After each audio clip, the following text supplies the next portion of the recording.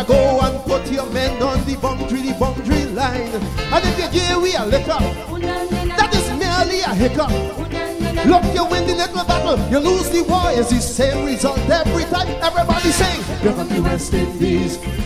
They're on the West Indies. Them rude boys gonna get you by degrees. Here come the West Indies. I'll tell you now. Here come the West Indies. Here come the West Indies. Them bad boys gonna bring you to your knees. Here come the West Indies. Special request to the Trinity posse. And what about the Guyana posse? And what about the Jamaica posse?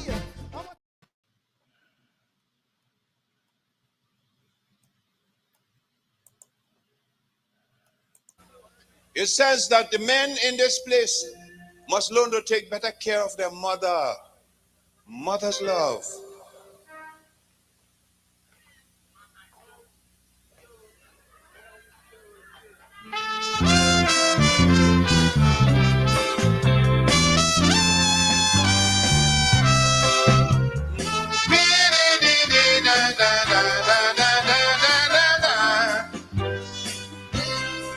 In this place, certain men should hide their face. The way they treat their mother is a disgrace. In this place, certain men should hide their face. The way they treat their mother is a disgrace. Neglect the old lady for donkey years. When she dead, they shedding crocodile tears and spending money like hell to build a casket big like Hilton Hotel. But when their mother was alive, they didn't know she then is nightclubs and brothel. The money used to spend, they used to carry on. But now that she is gone, them hypocrites does weep and mourn. But if you are lucky and still have your mommy, remember what Sparrow say. Forget the Jagabats and all the Jezebel. Make sure your mommy okay.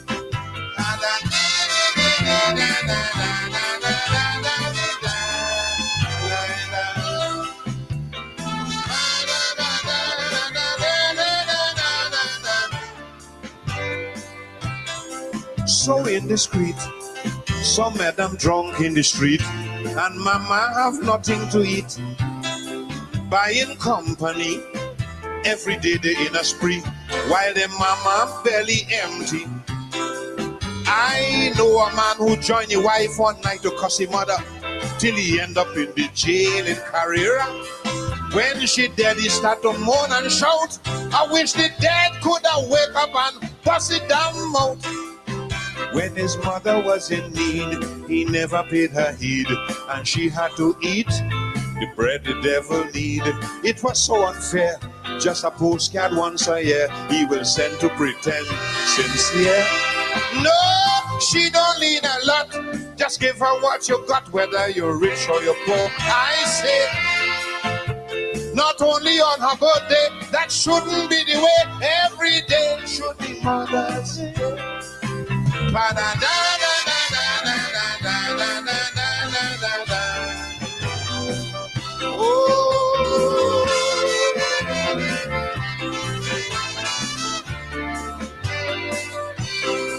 Oh no, don't neglect your mommy so. Don't leave her with tears and sorrow. Respect, she must get that respect that all good mothers should get. You have to make it a point of duty. Try and see that she's always happy, not like those who will pay the bill just to make sure that their name come out in the will. You treated her unkind, drove her out of mind. How could you be so blind to leave mama to pine? The pain she had to bear to bring you safely here, and now you don't really care. Oh, you treated her crude, and for your ingratitude, someday you will have to pay. Because retribution meets every man who meets his mommy that way. La la la la la la la la la la la la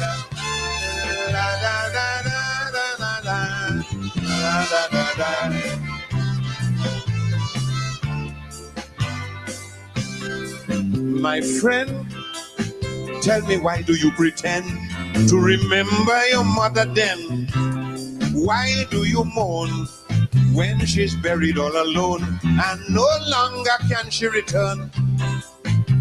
The Lord above will take care of her up there, but your obligation lies right here. It's unkind to leave her undone, so don't be a blasted, ungrateful son. After all is said and done, I'm warning every son, please give your mama the love and affection. Try to understand, she did the best she can, so now give her a helping hand. I say you cannot repay even until your dying day, though you may own the stars and moon above. You'll be a very lucky fella if you still have the treasure as the wealth of a mother. Okay.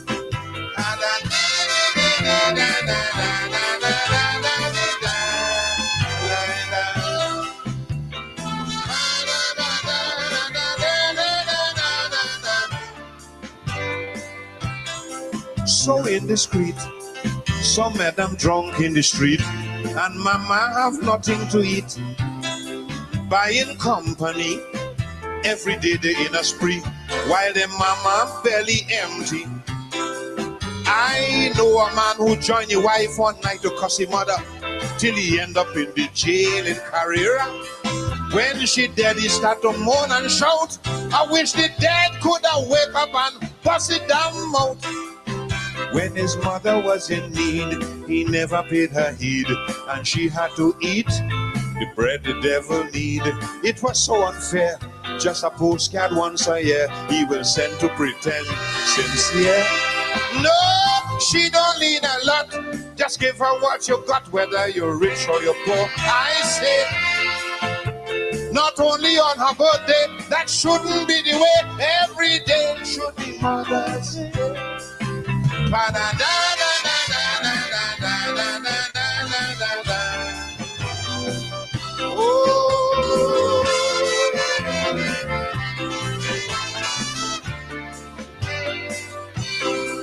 Oh no, don't neglect your mommy so. Don't leave her with tears and sorrow. Respect.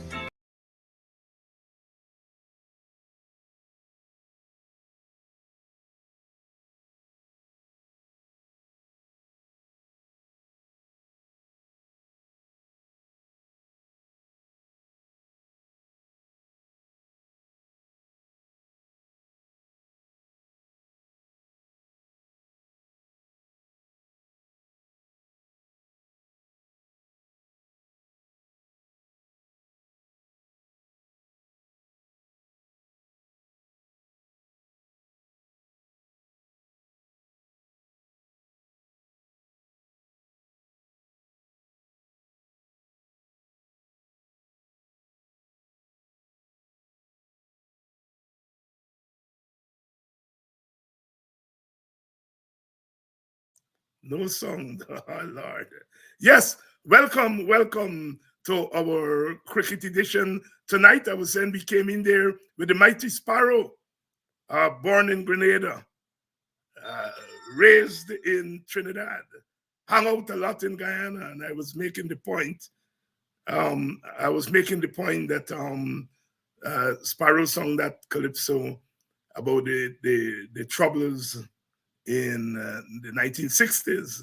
And he said, you can burn down, they can burn down Bokors, they can burn down Fogarties, but once they're in touch, my place in Tiger Bay, where all them Wabbins just hang out. Because in those days, he used to spend a lot of time in there. Welcome, it's Mother's Day, happy Mother's Day, and that is why we, I think we fixed the song now.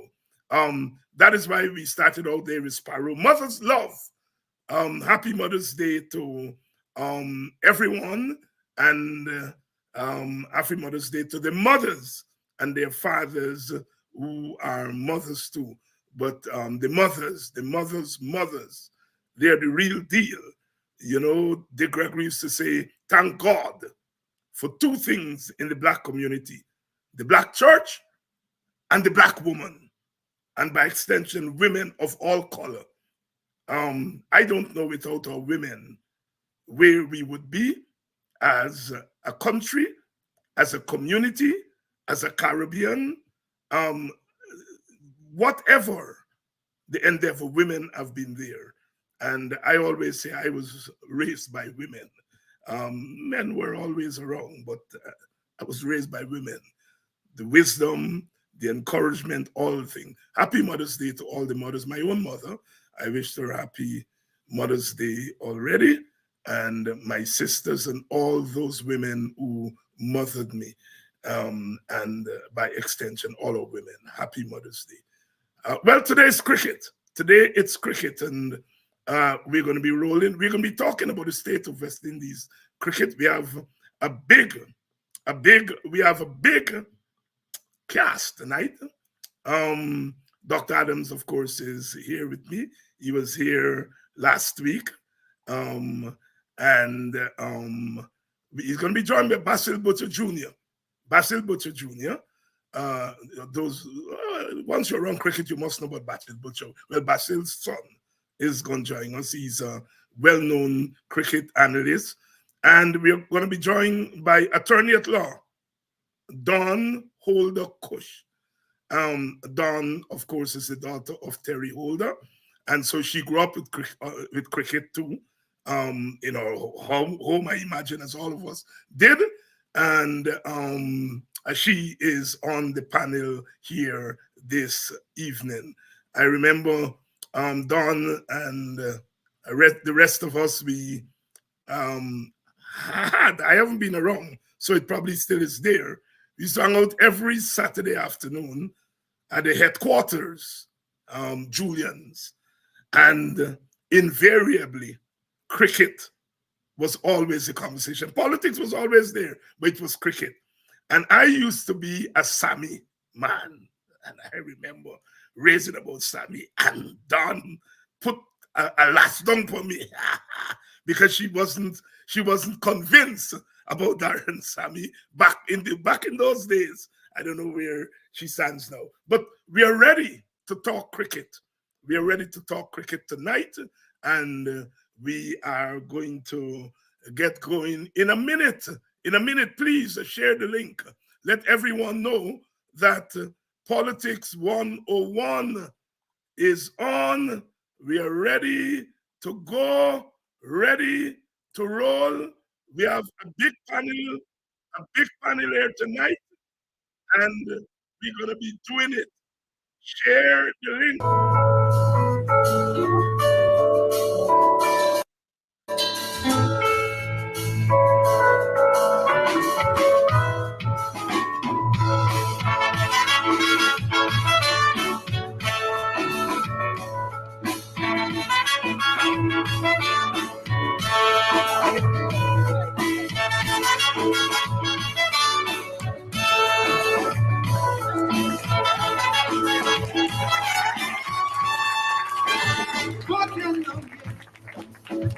We rule the cricket world. Now the rule seems coming to an end. But down here, just a chink in the armor is enough to lose a friend. Some of the old generals are retired and gone. The run don't come as they did before. But when the two says go, don't you know that there's a new storm? We fought the battle, but yet we will win the war.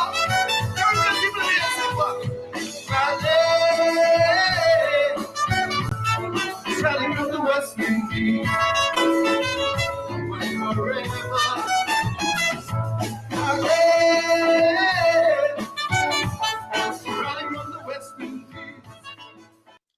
Royalty there, David Michael Rudder. Tears still come to my eyes whenever I hear that calypso. It was written in 1988, long before Australia whipped us in 1995 to take away the glory from us. And still, still brings. You know, we in the Caribbean, we worry about many things. We worry about politics a lot. We worry about economics. We worry about a lot of things, but I find we worry the most about cricket. I am telling you all the truth. I worry about politics a lot, but I worry about cricket more. I mean, I be talking to myself in my house about our cricket. And the thing that take away from me 30 years ago. 30 years ago, next year, it's going to be 30 years, and we still worry about cricket. And the question is, why do we worry so much about cricket? Why do we worry so much? I'm going to put that question to our panel, but we're ready to go. We're ready to go. Rally around the West Indies. West Indies Cricket 101. And let's go here. Let's go here. I think we have everybody in. We're not seeing Don. We are seeing our logo, but we're not seeing a video. Don, you want to turn on your video? John, I need to turn on my video. Yeah. Let me turn on my video. While Don is turning the video on there. I am trying that. Yes, but while you turn it on, Basil, good night. Yeah. Good evening, Dr. Hines. Good evening, Vincent. Good evening to all all around the world. Good evening to Miss Dawn Cush. Yes, Don is trying to get the video to come on there. We came in there with David Rudder's Rally Around the West Indies, which has become the anthem of West Indies cricket. And as I said, every time I hear that calypso, it brings tears to my eyes, and I realize that I worry about cricket more than my own children and so on. I worry about cricket. Do you all find that you have that same kind of experience, starting with you, Basil? With the hammering we have been taking for the last 20 odd years, I've had to, for my wellness, my mental well-being, I have learned not to get too high, not to get too low when it comes to West Indies cricket, right? Even my passion remains very high, but I am not.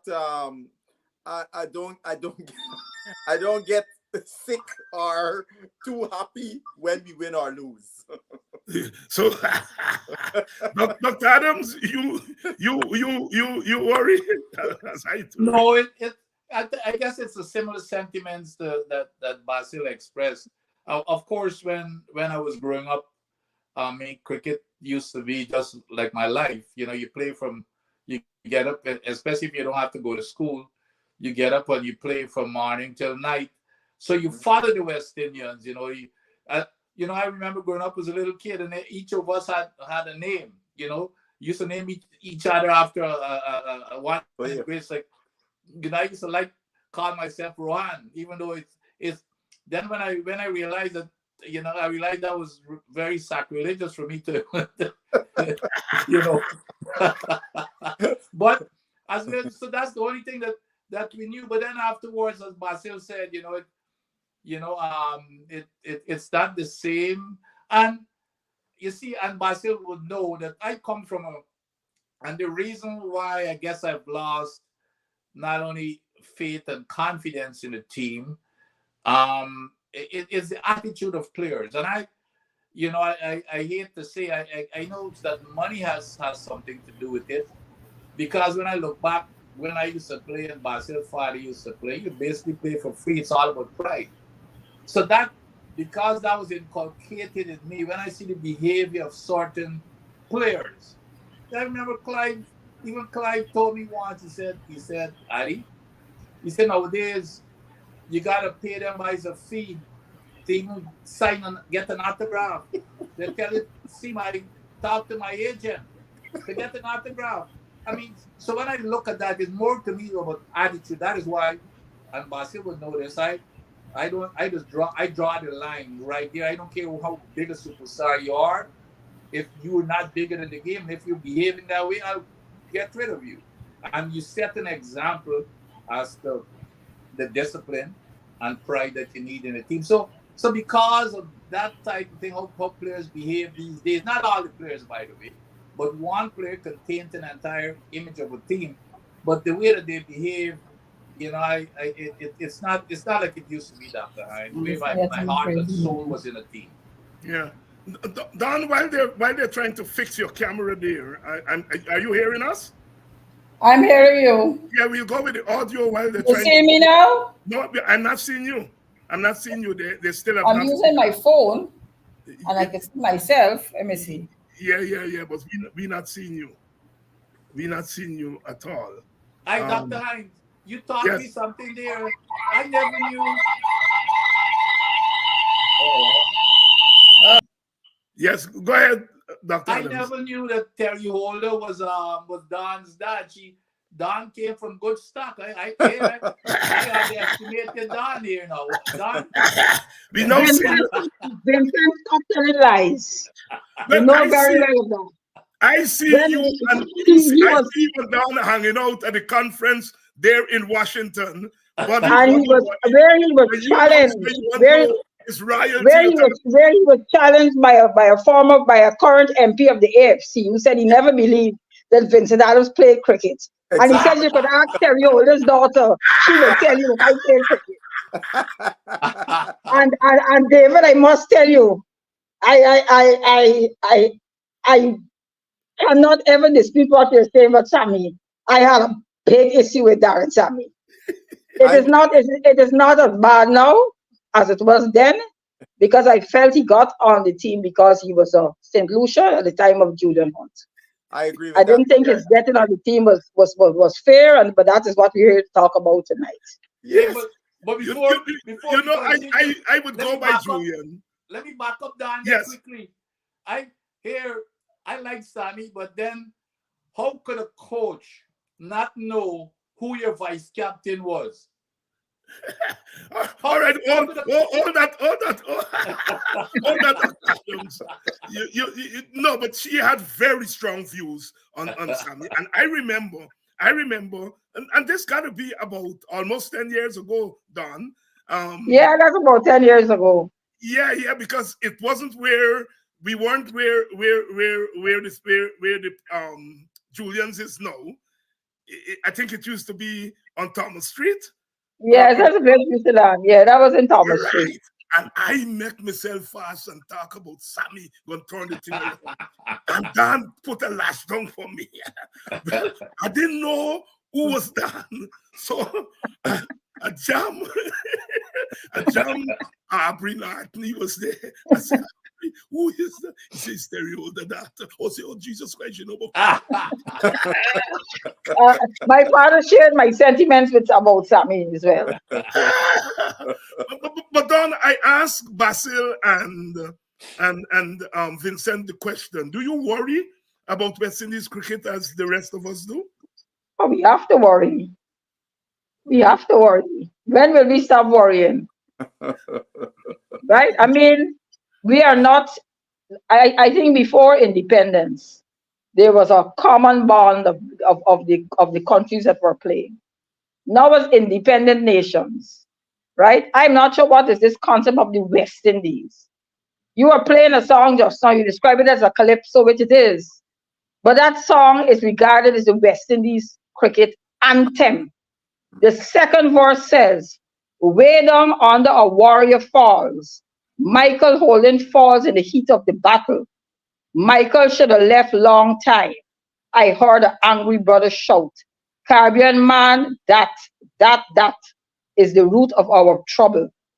In these tiny theaters of conflict and confusion, better known as the Isles of the West Indies, we already know who brought us here and who created this confusion. So I'm begging my people to please. And then he goes on with the verse, rally around the West Indies. But that could never be an anthem. That could never be inspiring. That you're talking about the people saying Michael Holden should go.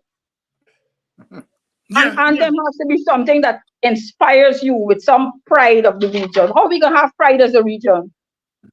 Right? When Guyanese say Bajans don't like me, we don't like this body, or I don't like the body, the insularity is the problem. You think insularity is a problem? Insularity is one of the biggest problems. We celebrated the fact that 5 Guyanese are picked to play in the ICC T20. Right? I hope they understand it's picked to play and not play. Right? But we celebrating that. I mean, I don't have a problem with 5 or 6 Guyanese, but it must be the best players who must represent the West Indies. And if that means 2 Guyanese, then so be it. I agree. So be it. Basil, you're shaking your head, and I think I think Don has gotten into the question that we are trying to answer here tonight. The state of West Indies cricket, what is to be done. But she puts her finger on insularity. Yes. It's nothing new. But Don seems to be suggesting that it has not gone away. Do you share that view? I agree 1,000. Vincent could tell you we're in a chat. We're in a couple chat groups, and we're in 2 chat groups that's predominated by Guyanese.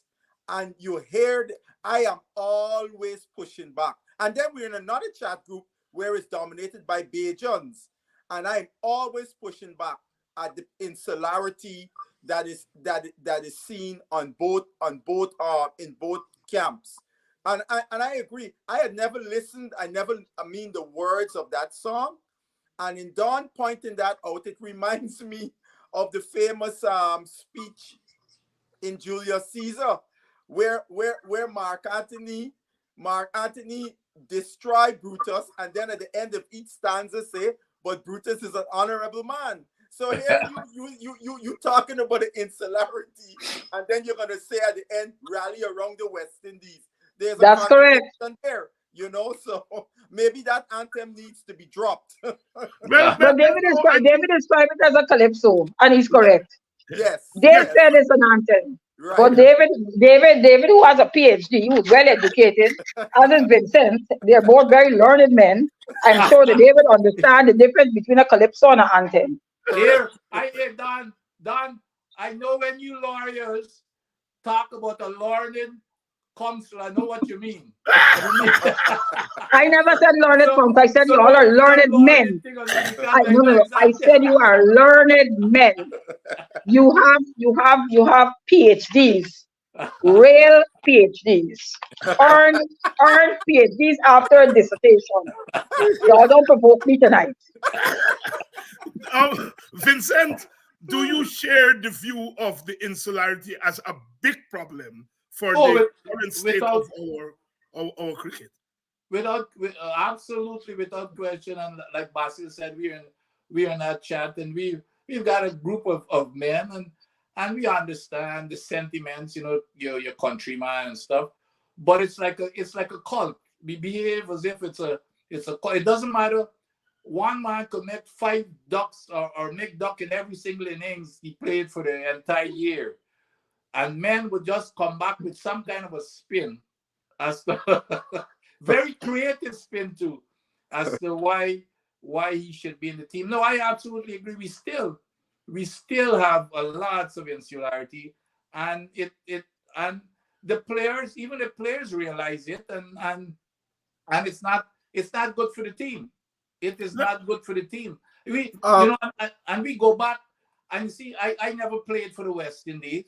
But I remember we had the same type of issues, even in our local cricket in Guyana. Exactly. The national team. Yes. With certain players from one county, Basil, right. and other players are not getting picked, or certain players of one ethnic background not getting. Correct. So you experience it. It just give you grow up.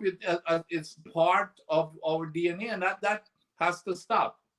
Dr. Hinds, yes, Basil. As you being somebody, historian and politics, and you teaching at university, one of the problems in West Indies cricket is the culture within which our cricket structure was developed. We were in a colonial context. We have never gotten out of that colonial context, even though it's people that look just like us that are in charge. the culture still remains. So what Vincent is talking about there, it still pervades from a local level, and it goes up the ladder. It's like I always remember my dad telling me something over 30 something years ago. I lamented about the West Indies Cricket Board, and he looked at me and said, Skipper, the West Indies Board consists of representatives from each of the territories. And if you have SHIT in the territories, what you think you're going to get at the West Indies Board? And that culture still remains at the bottom. You still hear people in Guyana. You would hear people in Guyana. You hear the complaints about a certain ethnic group getting preference in the cricket teams over another ethnic group, and that's all a microcosm of the situation West Indies cricket. I've heard people who have gotten to the level of director and say in those board meetings, every territorial, all the different directors fighting for their place, you know? And language is very important. I often say cricket in Guyana, not Guyana cricket, because another lesson my dad taught me from way back, he said, every single cricket in the West Indies is West Indies cricket first. And the question you must always ask yourself is, what am I doing here good for West Indies cricket first and foremost, and everything after that. But we have not gotten to that place as of yet. Good evening to all of you in the audience. Please share the link. You all are loyalists. You all are loyalists. And you all see what Basil did. He said, Dr. Hines, you're the historian. You're the politics man. And then he proceeds to adumbrate like an historian. Because you've gone deeper into the question there, Basil, and I'm going to bring in Don and Vincent, because Lawrence, who is a bad man when it comes to cricket too. You know, when I used to play Cricket Scholar on a website, you used to be on there, Basil. Yes. Ryan the Rhine website back in the old days. I know Lawrence very well from school. Yeah, you know Lawrence from school. No, yeah, very well, and I know his views on cricket too. Oh, you know his views on cricket. Dr. Hines. Lawrence is saying what's seen as insularity might merely be familiarity. No. Don, you first, Vincent, and then Basil. I think that Lawrence is just being the devil's advocate. Yeah. I don't think he honestly means that at all. The whole problem with the West Indies cricket goes back. It will always go back to the board. The board is where either the problems start or where the problems are solved. First at the local level, and then at the regional level. We've had papers done by P.J. Patterson. We had papers done by Mr. Wilkin, and then we had the last one was done by Professor Barito. And I just want to share two things that he said, and these are very important things. He said, one, a creation of a new governance and management architecture for West Indies cricket. Two, the panel strongly recommends the immediate dissolution of the West Indies Cricket Board and the appointment of an interim board whose structure and composition will be radically different from the now proven obsolete governance framework. He said this is a fundamental and foundational requirement. This was in 2015, commissioned by CARICOM. We're in 2024. And that was the... This is Barito. This is Barito. That's the most recent one, yes. Barito. Parts of them were before Barito. Yes. Right? I'm saying, so these people do all this work. He even suggested names of people who should be on the interim committee, like Dr. Cush and so on. Right? I mean, people who I think could rise above the insularity and so on. But what is the sense? We do all of this. You had a conference last week. Everybody talk. One thing with West Indies, we could talk. Yes. Oh Lord, we could talk. So we talk. The man write all of this. Is a 46-page document. And because I was coming on your program, they wanted to simply say stereo. The daughter said, no, I got to come on the show and show y'all that I know cricket. Right? So there it was now. This is the recommendation. That has not been done. All the reasons for the recommendations are laid out. It's a big document. I will send it to each of you individually. And you could take your time and read it. But I'm saying the problem starts at the board. At the local board, right? And then at the regional board. Guyana is a hotbed of controversy when it comes to the Guyana Cricket Board. I don't know if Vincent is aware if you were, I don't think you were here as yet. Right? But when I tell you a hotbed, it had police being involved and summons being served and all of that. You know? Up and all kind of thing. That's correct. You know, I remember the search house of Lionel, the late Lionel Jaikaran. And I asked him what it took. He said it took a Guyana Cricket Board constitution. That's what it seized. You know, it was ridiculous. So things were really, really, really, really, really bad. You know, and my father was there. A sick man, we tell him, resign from the board now. My brother and I gave him that instruction. He said, I'm resigning from no board. I am on the board. We got to deal with these issues. But he died and those issues were dealt with. And those issues still remain. People who the government want to serve are there. They're not necessarily persons who are the best people to serve Guyana's cricket. Why should Roger Harper not be a part of any national cricket board? Correct. And I know Lawrence Romeo will agree with me with that one. Lawrence, your name calling by. Lawrence, Vince, and then Basil. Lawrence is saying that what we call insularity may merely be familiarity, and he's delving into the realm there of philosophy. So you can pass and say, I'm not a philosopher, I'm a scientist. And scientists deal with what is quantitative, and you social scientists and philosophers deal with qualitative, which is not real, right? But do you think Romeo has a point there? And when you finish with that, talk about the governance issue that Don has introduced. And then when you finish, Basil, your turn. Yeah, of course, I'm not sure what he means by familiarity, because again, if you start from in the local cricket, there's nothing. Well, I think what he means is that human beings tend to identify with that that they're familiar. So if and it may come over as insularity, but it may not be insularity. It may just be that people identify with that which they are most familiar. And that's expected sometimes. But some of these are so brazen. And as a scientist, you know that we don't have a whole lot of wiggle room when it comes to we deal with the numbers, and you have to have results. Empirics. So, my brother and boy would say scientists deal with empirics. That's right. Now, having said that, because the results speak for itself, the numbers speak for itself for the players. And Basil, there's nobody better than Basil in terms of keeping numbers and remembering numbers. And when you look at the numbers when teams are selected from time to time, there is no question as to what is going on. Now, Don touched on something there, which I've always believed.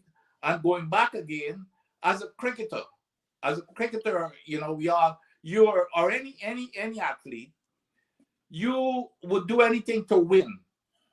Okay? Here we are, and what used to happen in the past, and being the oldest among this group here, I'm old school still.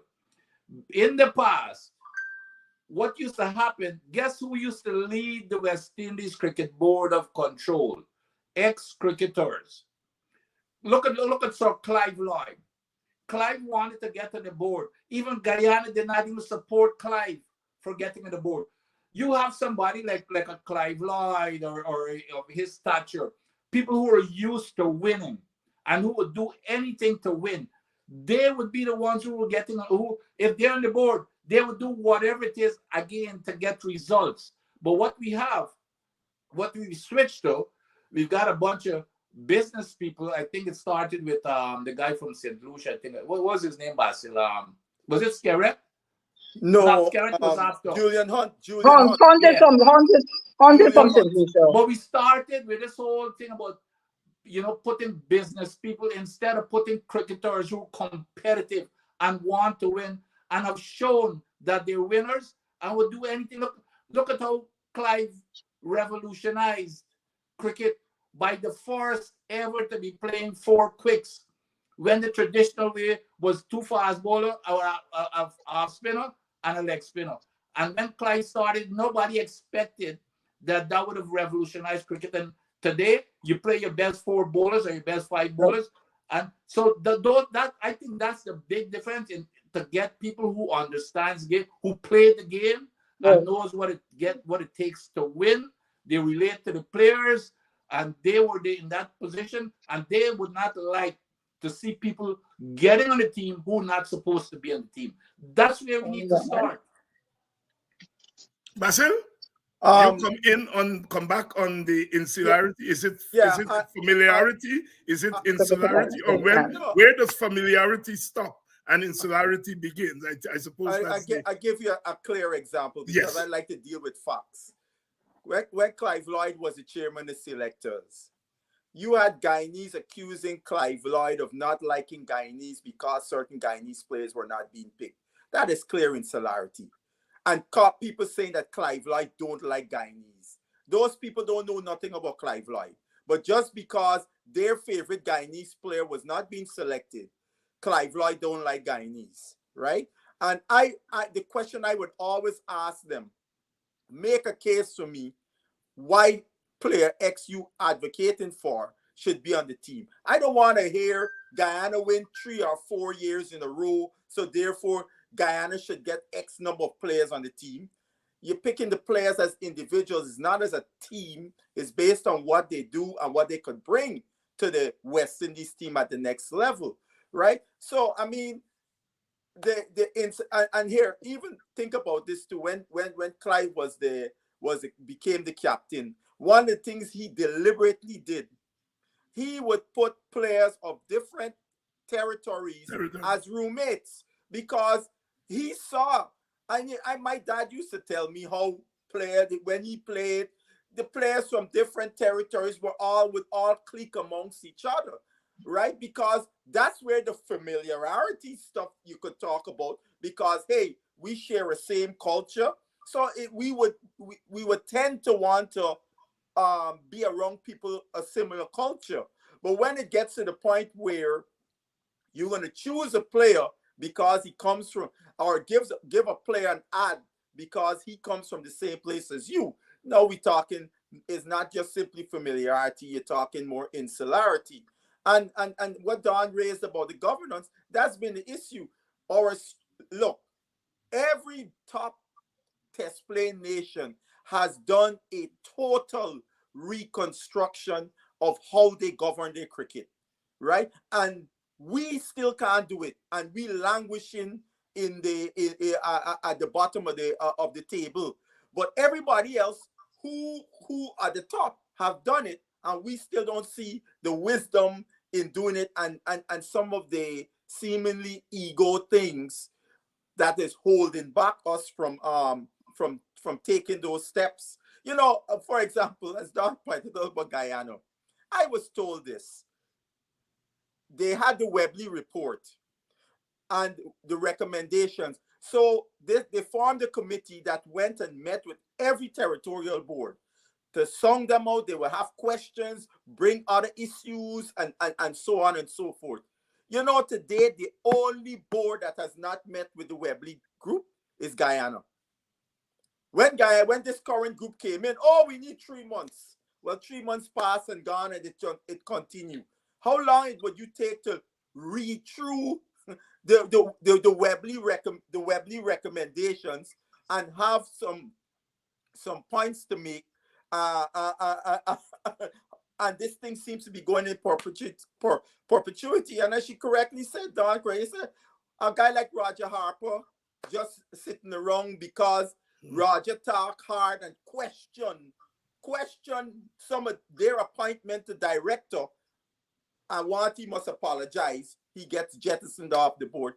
And you know, our cricket not going, the cricket in Guyana not going anywhere when those kind of things continue. And before I forget, Don being a lawyer, I want to ask this question. I don't want to forget this. The Guyana board change the term of office of the executive from 2 to 4 years. My question is this, because in the Cricket Act, all the constitutions of all the various boards are in the Cricket Act, right? So therefore, I'm asking, can you change something in your constitution, which is part of the Cricket Act, which is a law of the land, unless it's changed in Parliament? I am not sure what the Cricket Act says. I wouldn't want to comment on that. Right. And also, I'm not very good in giving free advice. No. I don't want free advice. I want the issue to be raised. No, because no. But I'm not. I don't want to answer that. As the program goes on, I will try to get the answer for you. But I wanted to share something that Colin Croft mentioned. Right? He said vacant, empty positions at Cricket West Indies are never published publicly, much less to be applied for. And that is shocking, right? And he said the late Pat Rousseau in early 1990s, as president of the West Indies Cricket Board, actually endeavored to bring all the present and former West Indies players together so they could have attended. Hundreds attended. He said it was the first and last such fully inclusive event associated by Cricket West Indies and all governments of the Caribbean. And that has never happened again. So all the cricketers were present. Everybody shared their stories. That must make sense. And that should be a continuous process. Right? Because what the old players know, right? It is good for them to be able to pass it on. Yes. Right? I was talking to Pastor today. I was trying to ask him about this boy, Devon Thomas, and so on. Well, he says the ICC has a very strict program that all the players are exposed to. And in the case of Thomas pleaded guilty. So he had to, but it's also a little upsetting that a young player would go and get himself into that sort of trouble. But I don't want to digress to that too. But the point he was making, I was telling him about that Brian Lara complaining about lack of facilities in Trinidad and the technology. And he said when he went to Bangladesh, he was so impressed by the facilities that they have there. Right? So that is clearly a country that has cricket interests at heart. Right? It's not about making money and fanfare and all of that. No.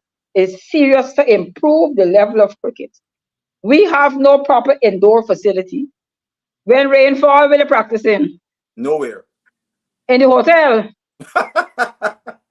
They got practice in the hotel.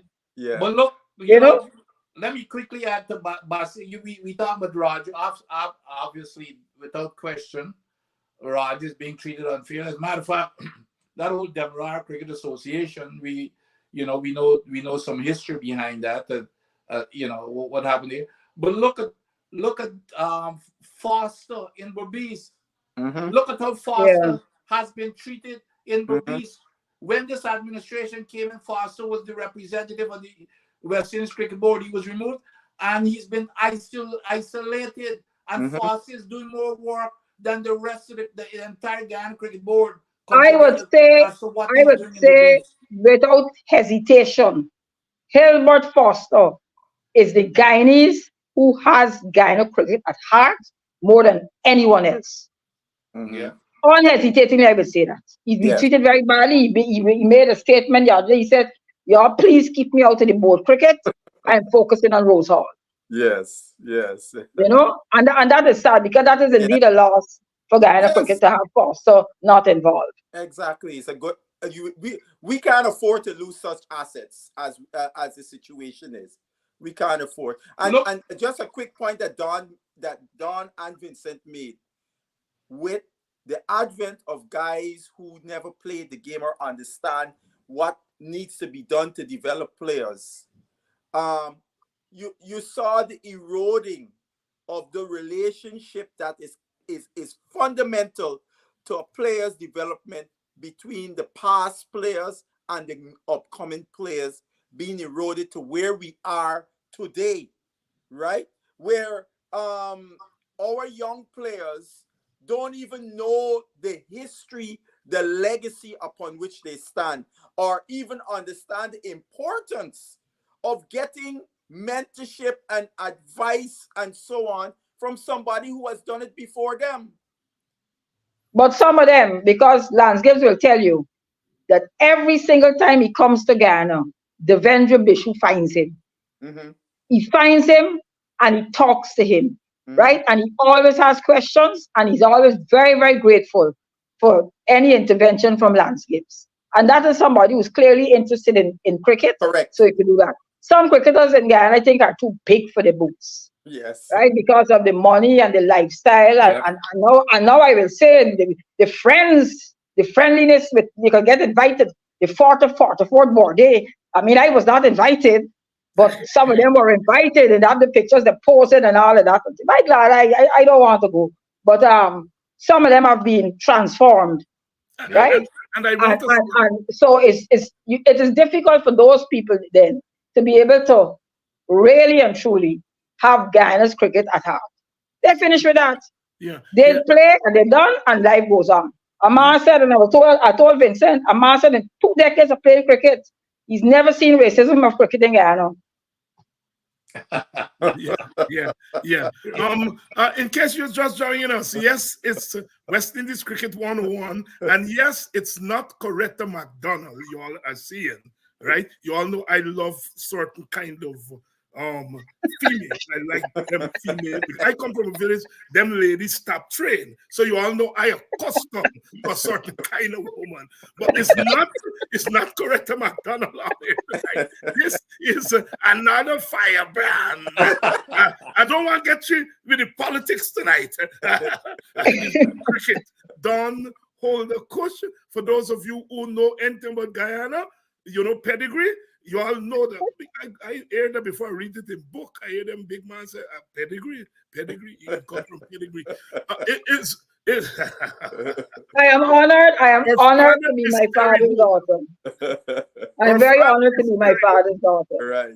Broadcaster, communication specialist, business CEO, and then he was the PRO for the guy. For 20 years. For 20 years. And he was my father. Listen. Not cut you. When I was coming up as a little boy, he wrote the first article about me. Okay. Yes. When out of the youth series, I never forget that. He was a great writer. Yes. So he propelled you into the team. Yes, you're done. I had two favorite folks who used to journalists used to say almost every week. Terry and Slim Hardy. Okay. At the Chronicle. Okay. You all have introduced the issue of players. And, I like to say that Brian Lara is a great cricketer, one of the greatest that we have ever produced. But if one wants to trace what we call the decline of West Indies cricket from the glory days, one has to start in the Lara era. He surely, if Larry Constantine was our first cricket superstar, Brian Lara was our first millionaire cricketer. Definitely. And I think that's an important moment when we begin to talk about this new dispensation that Don has been talking about. Clearly, these are boys who are now girls who come from the bowels of the poor, the powerless, and the working class. And so, therefore, economic advancement is always at the front of their minds. That's right. The working class was not just only about economic advancement. As Basil said, the working class was always about their condition, about their collective condition as a people. And I always say that I think Lara's, and he probably is making a tone. I saw him crying after Shamar Joseph's exploit, he and Carl Hooper. And perhaps he's atoning, but I think Lara was unable to balance a poor man, a poor boy, coming into contact with fame and money, but also not realizing that an entire nation of people, and by nation I don't mean single country, depended on him, that what he did on that cricket field would determine whether we die from heart attack or not. Right? That he was not conscious of that you had 5-6 million people are hanging on what you are doing. And so he wasn't able to balance the two. And I think is being unable to balance the two was then passed down to the Gales and the Bravos, and it comes right down now to Hetmeyer, right? The inability of our players to balance this money that is coming. And if you're poor, money means a lot. But also, your people are depending on you, and you have to balance the two. Just my thesis. I'm throwing it out to you all for discussion. But I agree wholeheartedly with you. I think that was the problem. People got too comfortable, right? I remember my father telling me about Clive Orlance working at customs. And when they come home from playing for West Indies, they're riding the bicycle to work, right? So, I mean, these are men who, yes, they play for everybody, know the names and so on. But at the end of the day, they didn't have that level of money being thrown to them that they could have stopped working where they were working. They had to work to maintain their families. Now these people are being paid a whole set of money, right? The heads are giddy. They got to dye the hair orange and pink and what, all sorts of nonsense, right? And a lot of it is a whole lot of hype. You know, you got to get a dance like Collie Moore. You got to wave and this and that. Everything is showtime. It's showtime. And if they look at some of the Indian players, and I made this point of Vincent Adams, Stephen Jacobs, captain West Indies on the 19. Yes. When Virat Kohli, captain India on the 19. Look where they are now. Yes. Because the Indians, yes, they may have a lot of money and everything, but whenever you see them, they tend to be humble. Yes. You know, but I think that has a lot to do with playing for country. Yeah. As against playing for West Indies. Yeah. Right? So I'm saying that is one of the issues. Because like when Guyana is playing against Trinidad and you go to the stadium, I mean the Guyanese pride is there. You willing to cuss out Bravo, this and that. And then a few days after that now, everybody playing on the same team. Right? But you still have all these issues with, oh, I don't like this body, I don't like oh, he's playing unfair, this, that. But that is the reality. And that's why I'm saying, what is the West Indies cricket? If maybe Dr. Hines, maybe you could define what is West Indies cricket. You have these islands and one country that speak English in common and they were ruled by Britain. And these countries, through history, played cricket together. Is that still relevant today? And I think that's the $1 billion question. When I was growing up, you would have said that was the $100 question. Then it gone to there's $1,000, and then it got to $1 million. So there's $1 billion. Well, there's Vincent kind of money, you know.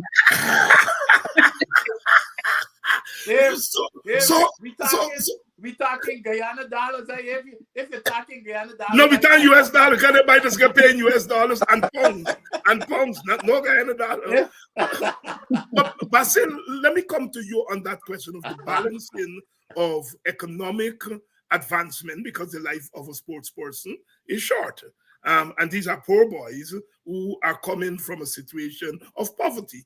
Balancing that, but your responsibility to the nation, and by nation here I mean West Indies, your responsibility to those 5, 6, 7, 8 million people, whether they face screw up or not, it depends on what you do on the cricket field. You know, I got some lady friend who just tell me when West Indies doing bad, then everyone cook the husband food, right? Because you know women are now into the thing more than men, right? And so women are fetching the burden, and then ladies tell me, me want cook my husband food when West Indies and by the choppiness, right? Because the fellas have all the hype and the fancy hair and the good looking, and they got the walk. And my father always said this one thing they don't have. They have no class. He said, Sobers had to walk, you know, Butcher had to walk, and I had to walk. When the men coming out, but these just come and walk, bend the head and fling in the bat in the air, and very basic. But when they get a wicket, it's a set of excitement. Daddy used to say Michael holding hand would fall off. If when he get a wicket, he had to carry on like that. His hand would fall off. But it's a whole set of drama and a whole set of hype. Basil, Yes. the balancing. When you said you think we started to go down with the era of Lara, I would push back a little bit. I think we started to go down even before we lost that test match. Yeah. But remember, Lara started to play in '91 for the West Indies, right? I would say we started, because I give you again. I would always give you a striking example. I came home in '95 for the holidays, and they still had trial matches playing, and a whole bunch of us who came home, cricket guys, several guys who played for Guyana and so on, all of us met up at Evelary, and we watching the trial match. And I remember the end of the trial match, there was a guy who used to umpire over here in New York, a guy named Conrad. We call it Conrad. And Conrad was home for the holidays too. And Conrad rolling out his bicycle, and he saw me. He said, "Butcher, why see out there today? Man, if you come home and practice 3 months, you could play with these guys. This is not what I remember in the 70s and so on before I left to emigrated to America in terms of the standard of the cricket." Now, in terms of the riches coming into the game, that is an issue, and we see it, Dr. Hines. We see it here in the United States. Even in the United States, these young guys coming out into the NBA and so on, and you hear some of them have earned $100 million, and a couple years after retirement they broke, right? So there has to be some kind of mechanism of how you would inculcate these guys to be professional. And I would say this one thing I would say about Lara. I don't think Lara was a good leader of men. Lara struggled with, Clive Lloyd was the last captain of the West Indies team that was able to get all the players pointing in one direction, playing for the West Indies, right? The others have struggled since, and Lara struggled mightily with that. Although Lara had a keen understanding of the history of West Indies cricket, Lara was one of those players of his generation that knew all the old timers, where many of his colleagues did not even know many of the old timers' names, right? But I think he struggled with that. He even talked about it one year when they were playing the tsunami game in Australia, when Graham Smith was the captain for the World 11. Lara said to him, "Now you're going to see what it's like to captain the West Indies," because here Graham Smith was captaining a collective of players from around the world. He's saying, "Now you're going to see how it feels to captain the West Indies." That's correct. Right? And that is a balance. And I think because of our lack of knowing each other in the Caribbean, as we like to call ourselves a nation separated by waters, but we don't really know each other. We know about what we read in the papers and so on. It's like when I came to the United States, and being in the New York area where everybody from the Caribbean are, I was the first time in my life I get to interact with all different Caribbean people and learn about their values and norms and so on and so forth, that the average person in the Caribbean does not get.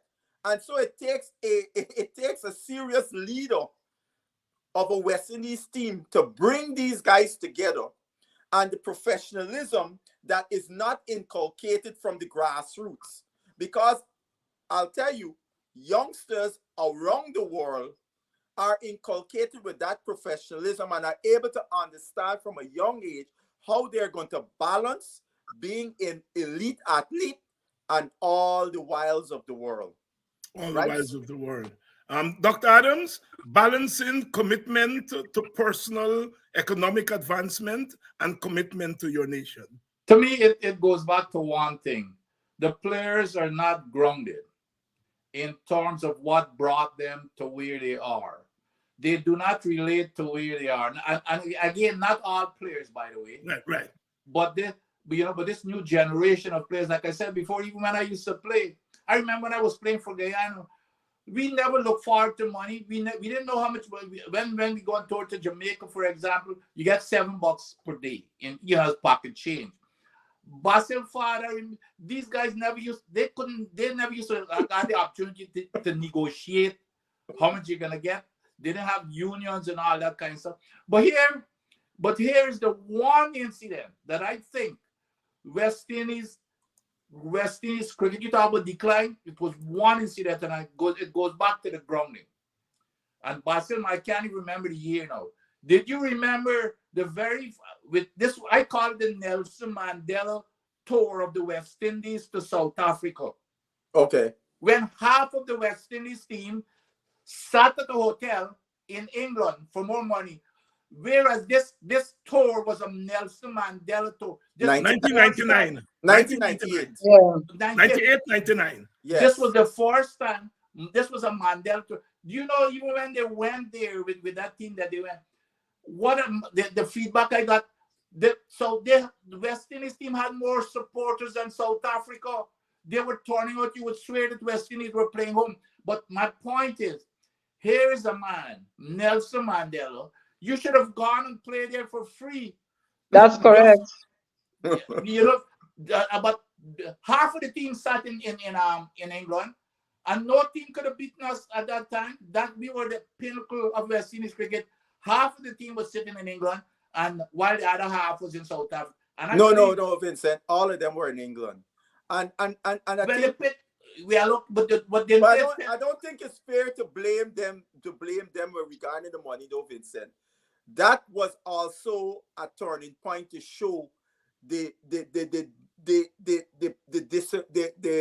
lack of professionalism of the West Indies Cricket Board, and in relation to players in this new environment. You're dealing with professional athletes. These are partners in the process.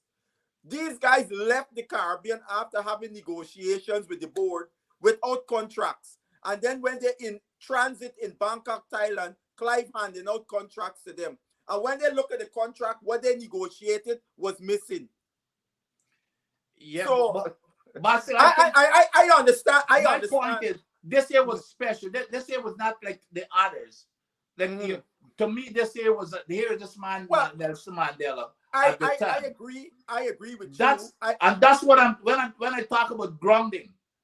That's what I'm talking about. Yeah, I agree with you that if there was a level of consciousness that we wanted those players to have, they would understand. We're going to South Africa, and we're going there to beat this team for our people that look like me, like us, right? We're going to deal with this board story when we come back from... Exactly. And because of that situation, the team was not mentally ready, and South That's Africa exactly correct. Rolled over us. Right. And we lost 5-0, of course. 5-0. And we only won one day match. One day match.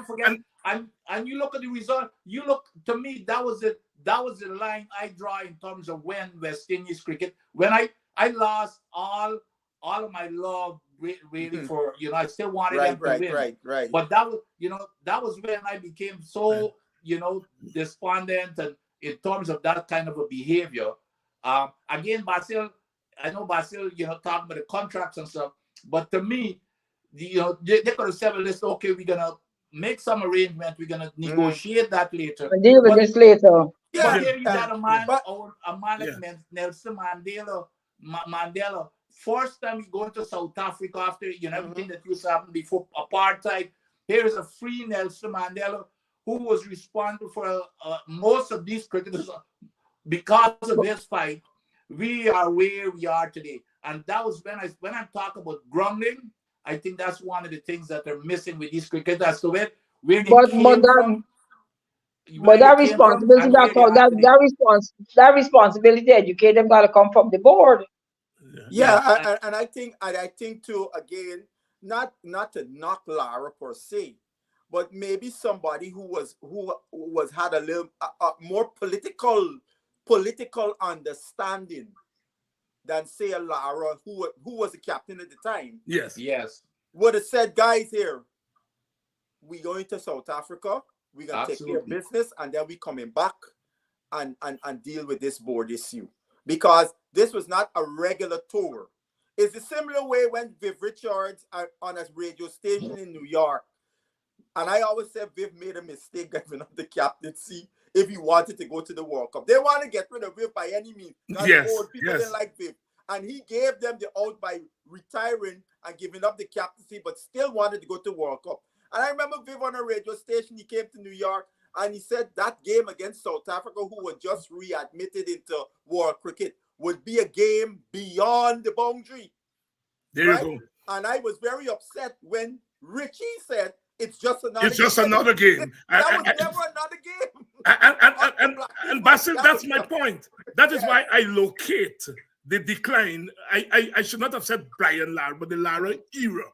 Right. You know, I am with Vince on that. I tell that moment, because if Lara was aware of the stick that Richardson got for that comment that he made, Lara and Upo would not have done what they did. And I love the Dust Upo walk on, eh? But I know that. I mean, it's God. I mean, I used to walk behind Upo as a little boy. 1985 when he playing World Cup when Kenneth Benjamin was playing for the Leeward. You remember the tournament was in. I walking from ground to ground, left Buxton, come down to top behind Upo. So I love Upo.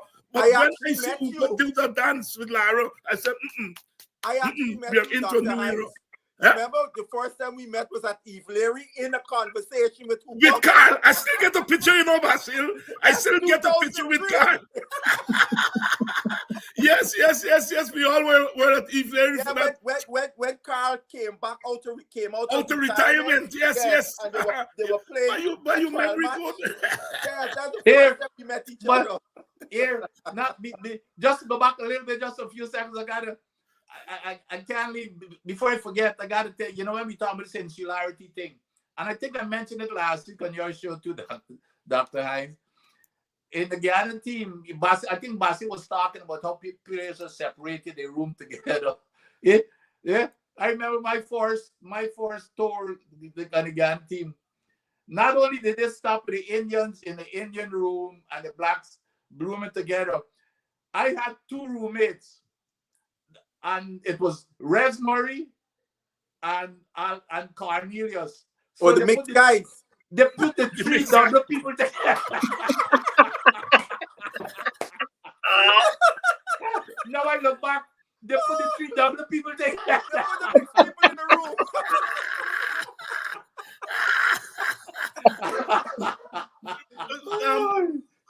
Brothers and sisters, we can't avoid. I know last week we dealt with the issue, but the issue has not gone away.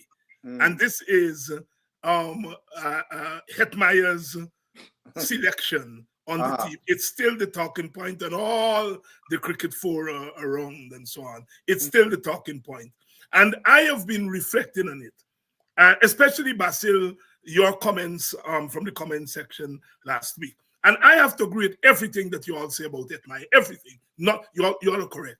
But I'm wondering whether West Indies cricket can afford to put somebody like Hetmeyer on the sideline, despite all his transgressions. The fact of the matter is, when you say his numbers are bad and others, their numbers are better, it's only better by 2 or 3 points, right? Or 4 points. It's not like Hetmeyer is averaging 20 odd and the rest are averaging 40 odd and 50 odd. Basically, they're the same. And I'm wondering whether, despite his transgressions, in trying to say he should not be selected, are we giving the impression that our cricket is so good that we can afford of a player of that caliber? Because we all have to agree that he is one of the most talented batsmen of in course. the right? Can we afford, despite his transgression, to say dash you away? Because the others are not so much. It's not like the era of the great team when all our batsmen were averaging in the 40s and so on, and our bowlers were taking wickets every 20 odd balls and so on. We are struggling. And despite this by bad fashionness, can we afford to dash him away? And I'll come back to you. Yes, I'm coming to you first, Don. You go ahead. Well, I've always been a big Hetmeyer fan, so I am biased, very, very biased. And I would have a big problem with Mr. Sammy, right? If Hetmeyer does not play. I think for the very reasons you said, he deserves a chance to play, right? He deserves a chance to play ahead of many other people. There are times when he has taken us through.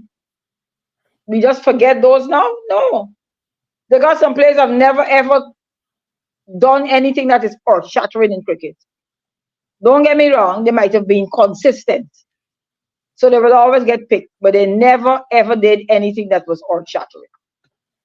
Hetmeyer has seen us through. He's seen Guyana through. He's seen West Indies through. And I will support his inclusion. And Mr. Sammy don't want to have a problem with me now. Stephen Bamfield, before you come in, Basil, because I know that's your baby, and it's really, I think Stephen Bamfield is on here, Don. Stephen is saying cricket back in the day was more than a religion. We all were poor. It was an obsession.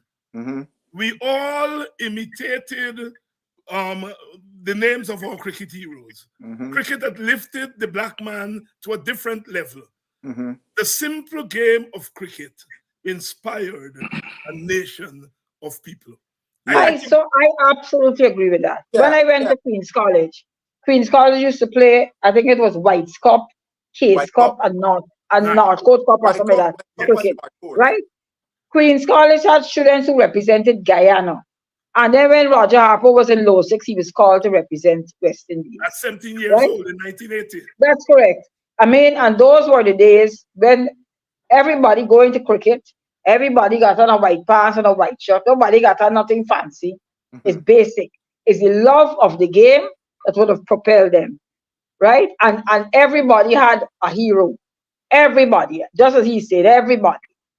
Clive Lloyd, Kanai, Lance Gibbs. You know, I remember at Queen's College, some of the fellas attempted to walk like Gibbs and walk like this body and things, because that's what it was, you know. And I always remember Christchurch, before it was born now, celebrated Carl Hooper by having a very large photograph of him in front of the school. And I hope that when they rebuild the school, they put back up that photograph. But I'm sure it will be put back up because he was at the birthday party too, David. Oh, he was. He came to Ghana for the birthday party. Okay. So I'm sure that will go. But I'm saying that in the days of Hooper and those people, when they were first playing, it was not about the money. It was about playing hard for country and playing hard for West Indies. Right? I remember when there was a game in Barbados, I was there, when Sherwin Campbell was given out, and the Bajans rained some bottles on the field that day. Right? And I think the umpire changed. It might have some confusion. And when coming out the ground and thing, I said just before that we had the incident in Guyana where I think there was 1-1 left, and the crowd ran onto the field and had a problem with the results. Right. So after that, I went to that. We went to Barbados. So he had all this thing with Sherwin Campbell. We coming out to the ground, and so that he said, "Ma'am, but you also the people must play cricket in Guyana. The Guyana behave bad." The lady says, "Guyanese people throw the bottle on the field. It's not major people. Guyanese people we don't behave." So I said, "For me, those were the days when I mean, I have relatives who live in England, right? And I heard Holden speaking about it the other day. He said he never realized the impact they had on people until the Groveling series, right? And he says, you know, the people were proud to go to work the next day." I have a cousin who is an avid cricket fan, and he tells me their days when he dread he got to go to work, when West Indies get a thrashing, particularly from England. Right? You're shame, right? No longer days of all this whispering death coming through and fire in Babylon. Nah, not at all. It's just if we win, sometimes we say, "Oh God, we're really, really lucky." And a lot of times when West Indies when they got you on the edge of your seat. Right? On the edge of your seat.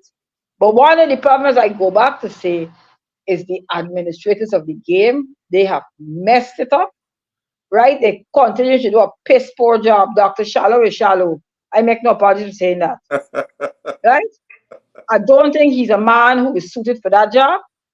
But that's how it goes. He was elected and he's there. I don't know what are his qualifications in terms of cricket. Right? Somebody said Dr. Charlotte is out of his depth. The back rooms are where the dodgy deals are brokered, where negotiations are tailored to serve agendas that have little to do with development of cricket, and where horse trading goes on to serve insular interests. Right? And then Sir Clive Lloyd raised questions of the necessity of this signing of this 50-year, gone on to something else, the signing of this 50-year CPL contract. CPL contract. Right? I see Mia Motley jump up and say if it's not evenly yoked, it has to be renegotiated. Right? Let us see if that talk will move on to anything else. That's a little distraction. I don't want to go back here, but I just want to see. I'm just saying that the people who are in charge of cricket don't seem to know what it is that they're doing. That is the problem. The governments have a conference on cricket. The governments get involved in cricket. And Lawrence Romeo made the point. There should be no government interference in cricket. Right? That is what the ICC said.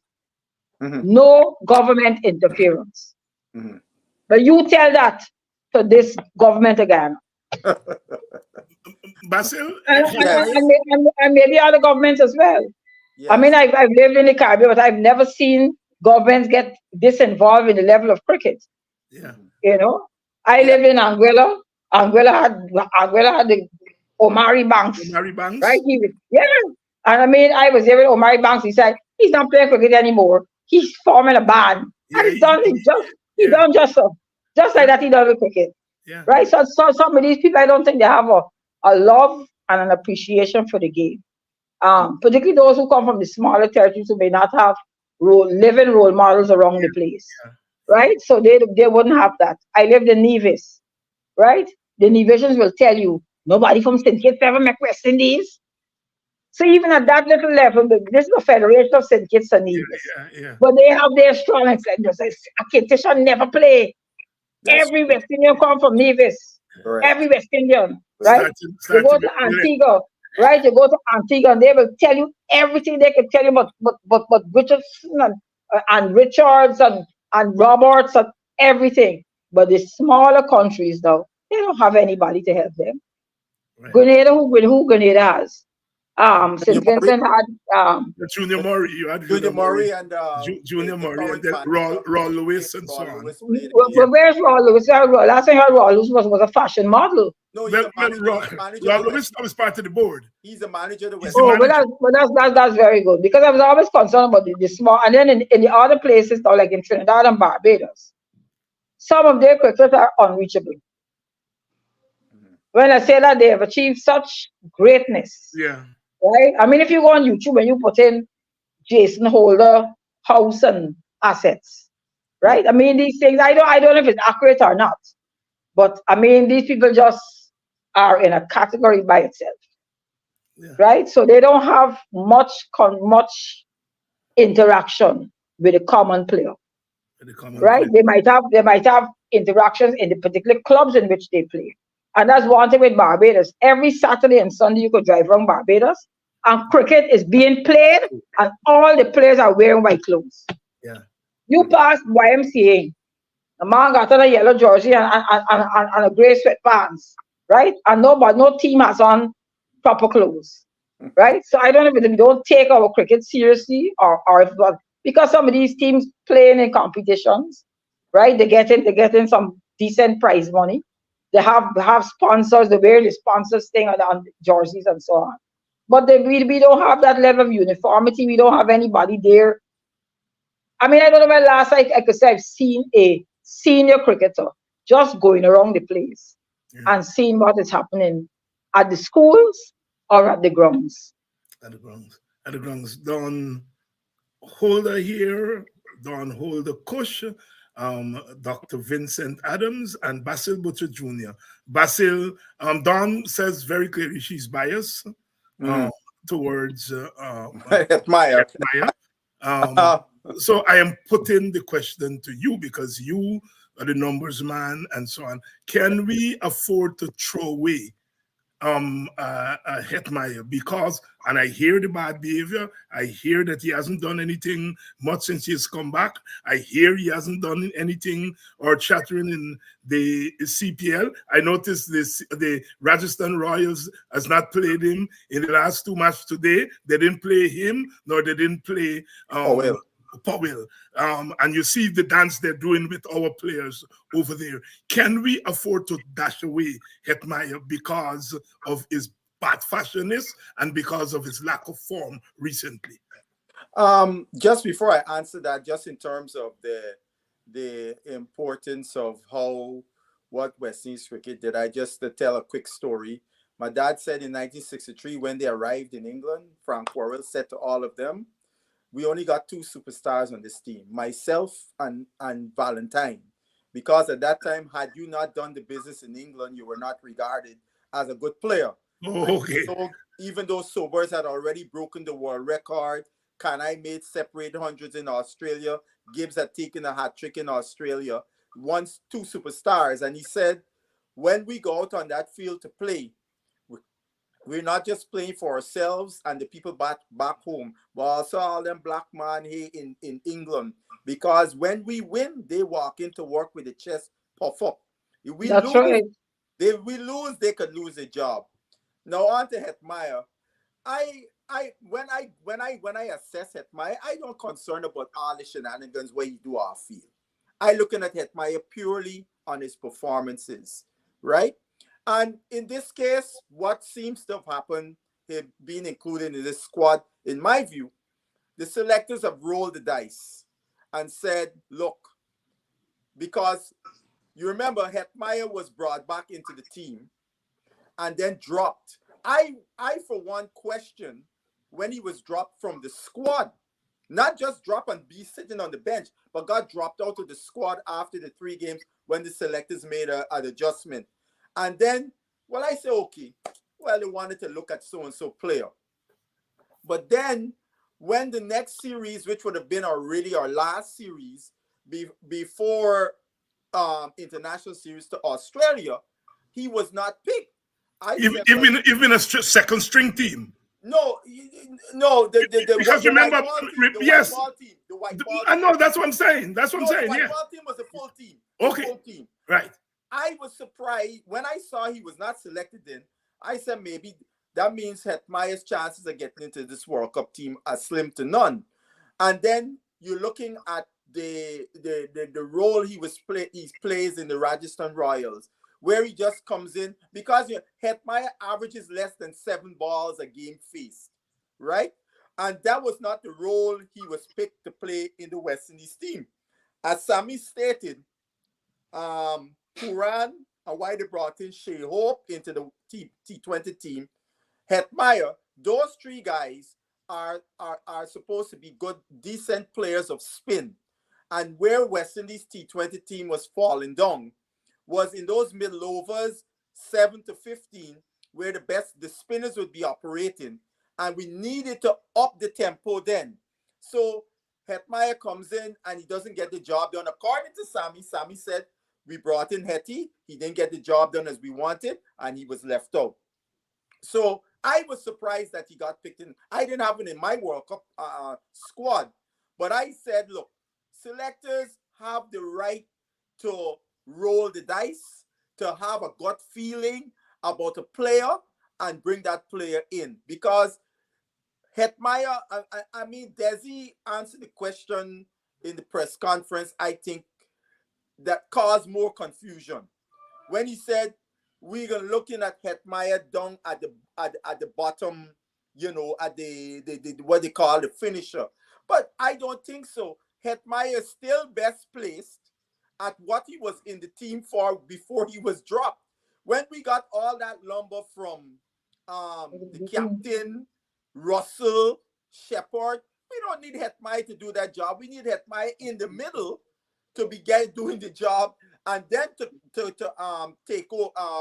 accelerate even further if he's still in batting after 15 overs. So I think they've rolled the dice. I don't I would have made a different choice Because my question is this.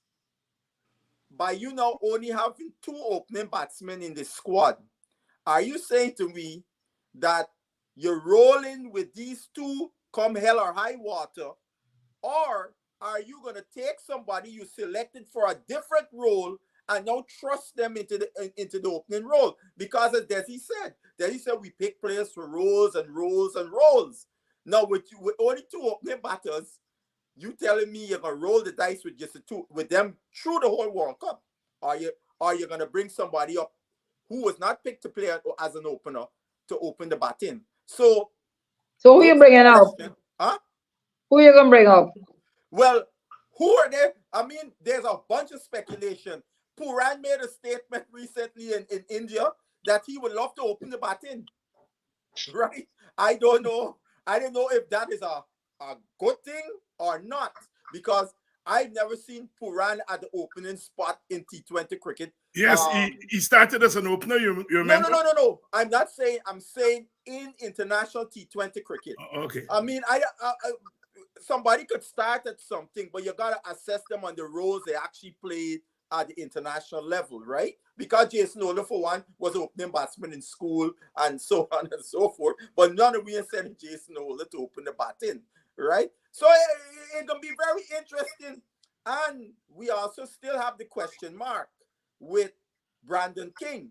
Brandon King suffered an injury in the last game he played for Jamaica. He didn't go to Nepal. No, he has those 3 matches against South Africa, or I should say 2 matches, because after I think 2 of the games is when they have the last chance to make any changes in the squad without ICC permission, right? So he will have to show that he's up to par, you know, because remember in the World Cup, these games come fast and furious, right? So fitness is a key issue. Somebody have said to me, the reason Hetmai is not playing these last 2 games, that he suffered some niggle. Now, we have to be very conscious of that also, you know, him having a niggle, because if it is not taken care of in the way it should be and you don't respond and so on, that could lead to even further damage. So, you know, there's still some volatility, I would say, in the West Indies team. Going into the World Cup with some little injury issues and the opening spot. I'm a little concerned about that. We only got 2 and we got no back. Well, I think just as how we turned Myers into an opener, I think Sharon Rutherford, for example, I think would be a good. He's good against quick bowling. I mean, here they obviously may have some people in mind. Obviously, they have to have somebody in mind that they feel that they could bring up to do the job, that they would go in with 2 people designated opening batters. Because I don't think Desi and Sammy so stupid. Right. Vincent, I know that you vexed with that my bad, and I understand where it's coming from. Because I vexed with it too. That chap give me. I remember running into Lance Gibbs. I remember running into Lance, and Lance was sitting with PJ Patterson at a T20 match a couple of years ago. I went there and I walk up and I said, "Mr. Gibbs, I have to shake your hand." And he looked me up and down. He said, "Well, I have to go shake your hand before you tell me what." I said, "I hear you say that if you get near to the Bayetma, you're going to take out your belt and put some good lashes on it." But I mean, that's the way I feel about Hetmai. If I run into you, he'll take out my belt and put some lash on me. So I hear the criticisms, Vincent, and I know that you're coming from a place of love. And as somebody who wore those colors and represented Guyana and by extension the West Indies, I know that when you say those things, they don't come lightly. One quick thing before Vincent said, Hetmai knew my father because he was one of the first recipients of the Basil Butcher Foundation on the 15 Getting Gears. Okay. And I can tell you this, I know had my father been well at the time, you know, because the last 5 or 6 years of his life, he wasn't well. Okay. And he would have seen Hetmai, for one, put on all the weight. he would have put in a call to Foster to tell Foster, I got to talk to Hetmeyer. That's correct. That's correct. You see, this is where people don't understand the importance of former players, because I would have bet you young Hetmeyer would have listened to what my father would have to say to him and maybe would have made different choices. I just wanted to put that out there. Vincent, over to you. Well, that's a good segue there, because what I was about to say, again, I go back also. I grew up under Basil's father, personally and cricket-wise. And I can tell you this, I can guarantee you this, even Basil may not agree, Basil had, let's say Basil was a selector or in charge of cricket, Hetmeyer would have been out of the West Indies team a long time. And to me, you cannot separate. I know people say, well, he's a cricketer, we understand how his shenanigans, that his behavior affects not only his performance, but the team's performance. And he would never have played in any team that Basil Butcher had anything to do with. No. But beyond that, and then we say that, Dr. I know you say that, well, we can't dash you away. Hetmeyer is the one who's dashed away the West Indies cricket. Besides not going on tour when he's picked, Hetmeyer missed flights. Hetmeyer does not want to play for the West Indies. Put on weight. But let's go to his numbers. And it's obviously Basil covered a lot of the analysis. And I've always said, and I've probably been the biggest fan of Hetmeyer in his early career. Here's a guy who jumped in the scene. I thought he was going to be the next Brian Lara. The guy jumped in the scene. What did he get? Like 400 in ODIs? Immediately? Five I by said the this time guy he was is 22. incredible. I was one of his biggest fans. 23. In the United States, every morning, when he's playing, I would get on Cricket Info to see how well he did and that type of stuff. And then here's a guy who just he's just wasted the talent because, again, of that attitude and not behaving the way that he should. But let's get back to his numbers. I believe that, and Basil will tell you this, I always felt that the IPL cricket damaged him. I understand. I agree with these guys. They've got to make a living. Mm-hmm. It's a short window. But especially when you compare him to Puran, the way that Puran behaves and his attitude towards the game, not only his personal life, but the way that he disciplines himself and the sacrifice he made. Look at Puran. Puran, a lot of people didn't know that Puran would even come back and play the game after that accident. Yep. So here's Hetmeyer. He goes to the IPL. And when he goes to the IPL, they turned him because he wasn't making runs up front. Mm-hmm. He wasn't in the condition to make runs.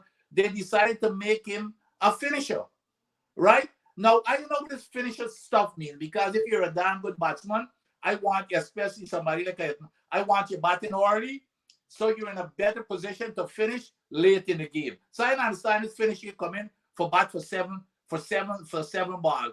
But here's the other thing about this finisher stuff that they said he's playing, besides what Basil said. He does not have the statistics for a finisher. Basil knows the numbers. Yes. It's not a case where this guy is like 200 as a finisher or 180 or 107. Let Basil can give you the numbers. This finisher, how much, Basil, tell us what are his finishing averages? I mean, right now Hetmeyer scored 83 runs in batting was. But as you said, you can't expect him to score more than that. No, if he's coming and facing 5 balls and 7 balls. Yeah, he's only so for me. I see one of this point here. This person, Colin Goodridge, must be one of the Hetmeyer fanboys to be blaming Phil Simmons. I mean, this is where particularly these Hetmeyer fans, I've got to straighten them out. That is patently wrong what he is saying there. He is patently wrong. Hetmeyer batted at every position in the West Indies batting lineup other than opening and failed to perform. Yeah, but Basil, the question I've posed to you and Vincent is that, yes, his numbers are not up there. Mm-hmm. Yes, his attitude. But which West Indian number is up there in a consistent way? No, I'm saying all of the guys, it's funny you say that. Yeah. one of his great fanboys in our chat group, I ain't calling his name. When we were all speculating whether Hetmyer gonna get into the team before the team was announced, he called out the 5 guys who currently in the team and said to me, are these guys better than Hetmyer? So I stopped here. I said, hold on. We ain't gonna get in no sentimental discussion here. Give me what the criteria mean to determine better. And I said to him, you know, you're under serious pressure because all 5 of these batters you just named got better career strike rates in international T20 cricket than Hetmyer. So you're already on a deficit right there, right? Because one of the things in T20 cricket, strike rate is weighted heavily, right? Even Shea Hope got a better international T20 strike rate than Hetmyer. It is surprising to people to know that Hetmyer's career strike rate for West Indies is less than 120. And then the same finisher role that people talking about that he's supposed to be a big boy in IPL is lower in his career his career strike rate. And then when you push him up the order, he barely over 100. So I said to people, Hetmyer got selected. The selectors feel strongly about his ability. That is what he got picked on, not on his performance. Because I would say this unequivocally, Hetmyer is a piss poor international T20 batsman. Not me saying this. The record state that. The record will show. Basil. Format Hetmyer has performed credibly for the West Indies is in ODI cricket. And that's the only format he got a long run. Yes. Hetmyer plays I want in the last West Indies played 17 T20s since for the last year and a half. 2023. Hetmyer's played 6. Sheo plays 16 or 17. So, I mean, and they're batting up in the order. And so I'm saying, are we really being fair in looking at statistics hold on, as a way to go? No, Dr. Hines, as Vincent said, we were going to South Africa last year. Now, Mr. Hetmyer is out of the West Indies team when he made his shenanigans not to go to Australia for the World Cup. Right. Now, we have a World Cup not only that, we had the qualifiers on the horizon. He makes himself unavailable. But yet still people say, oh, we should dash you away. To me, he should be rushing to the West Indies and say, I am available. And they didn't carry, and they didn't get in, and they didn't qualify. The point I am making is that we are not good enough as a team to be able to dash away Hetmyer. And we didn't qualify. But David again, and you cannot. You see, I think a lot of times people miss the fact that discipline and behavior is, you cannot separate it, especially when you're playing especially at the international level, because not only does it affect your performance, it affects the rest of the team. It lowers morale. And then when other team members see that he might be getting away with stuff, they're gonna follow suit. So you cannot separate the two.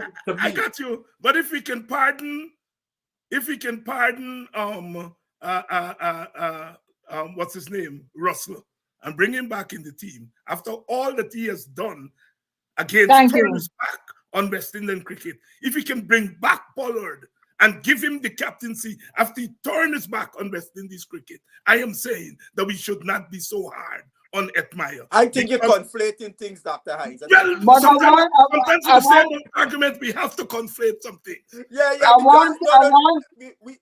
I always tell people, when we look at each one of these players, these so-called mercenaries or whatever, we got to look at each case on its own merits. Not Pollard was averaging 19 when we bring him back. I will tell you, Dr. Hines. You're a numbers man, so you should know Dr. that. Hines, I will tell you this.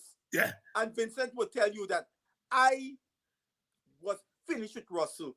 I disagree vehemently with them bringing back Russell. I disagree. but I'm not a selector, right? So, But I want to tell you what Haynes said, right? mhm, He said that made a very close decision, picking Hetmeyer over Kyle Myers, who's correct. been a regular opener in the past, while Hmm. doubling up as a handy medium pace bowler. The Right. selectors felt having a finisher was Hmm. more important than a top order batter like Correct. Myers, who's Right. currently in IPL as part of LCG. Yes. Now, you know what's an interesting thing? One of my Bajan friends said about Myers. West Indies in the T20 setup.